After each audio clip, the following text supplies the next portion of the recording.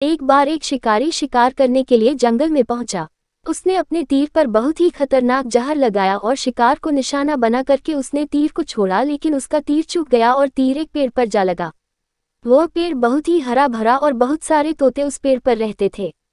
जैसे ही वह जहरीला तीर उस पेड़ पर जाकर लगा, वह पेड़ धीरे धीरे सूखने लगा और उस पेड़ पर जो भी तोते रहते थे वह एक एक करके उस पेड़ को छोड़कर जाने लगे।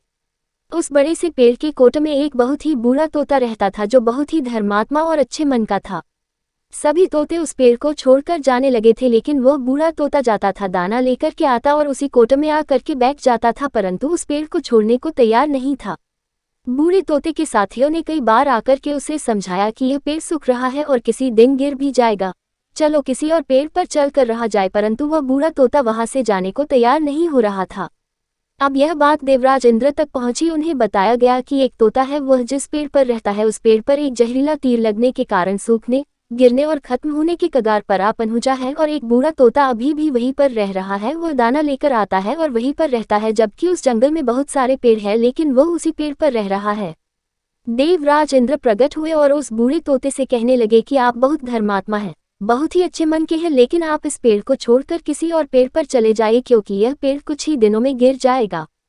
तालाब के पास में बहुत से बड़े बड़े हरे भरे पेड़ हैं, बड़े बड़े कोट हैं, उन पेड़ों पर फल भी लगे हुए हैं, उन्हें वहीं पर तोड़कर खा सकते हैं, परंतु यहाँ से आप चले जाए।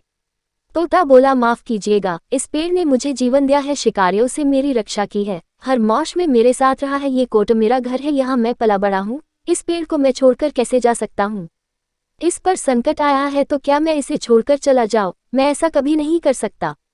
देवराज इंद्र तोते के इस बात से बहुत ही प्रसन्न हुए। उन्होंने तोते से कहा, मैं आपके इस बात से बहुत ही खुश हूँ, मांगो जो आपको मांगना हो।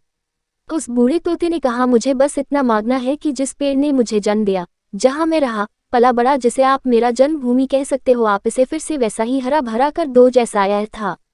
देवराज इंद्र ने अमृत से उस पेड़ को सिंच दिया और पहले की तरह हरा भरा कर दिया।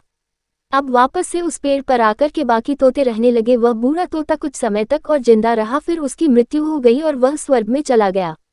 यह कहानी हमें सिखाती ये है कि जब भी किसी इंसान का बुरा दौर आता है तो इमोशनली वह टूटा हुआ होता है, उसे किसी के सहारे की जरूरत होती है, किसी की आवश्यकता होती है। अगर आप ऐसे समय में उसे छोड़कर चले जाएंगे, उससे बात नहीं करेंगे, मुंह मोड़ लेंगे, तो आपसे बुरा कोई नहीं है, क्योंकि आप किसी के सुख का साथी बने या ना बने, लेकिन आपको हमेशा किसी के दुख का साथी जरूर बनना चाहिए।